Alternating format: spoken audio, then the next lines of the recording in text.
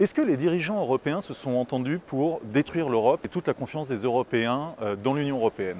Regardons ce qui se passe. Il y a en Italie, depuis quelques années, une politique qui a été menée, qui a été une politique néolibérale par M. Renzi, alors qu'il était issu normalement de la gauche.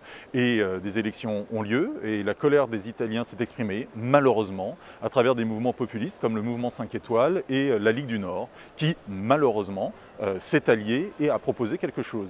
On peut le déplorer, mais ils en avaient le droit, ils représentaient l'aspiration des Italiens.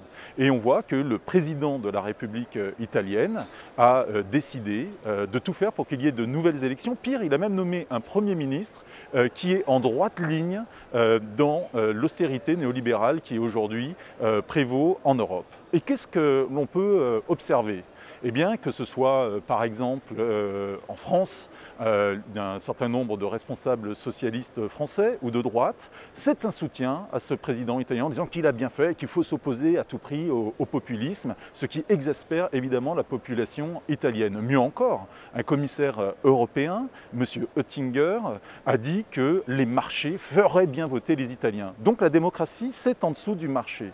On voit bien le couple infernal aujourd'hui entre un néolibéralisme qui est aujourd'hui dominant en Europe, qui est dominant dans la Commission européenne, qui est dominant parmi les chefs d'État, comme M. Macron par exemple, ce néolibéralisme qui provoque le nationalisme et la réaction populiste. Et oui, l'un alimente l'autre. Et c'est ce couple infernal aujourd'hui qui essaye de enfermer l'Europe et qui va détruire l'Europe si jamais nous n'y prenons garde. Alors qu'est-ce qu'il faut faire ? Eh bien, il faut s'appuyer sur ce que veulent les populations européennes. Ils veulent être protégés, une Europe sociale, ils veulent une Europe où leur parole est respectée, une Europe démocratique, ils veulent une Europe qui protège leur santé et celle de leurs enfants, une Europe écologique. C'est ce que nous allons tenter, c'est ce que nous voulons aujourd'hui préparer avec d'autres au niveau européen.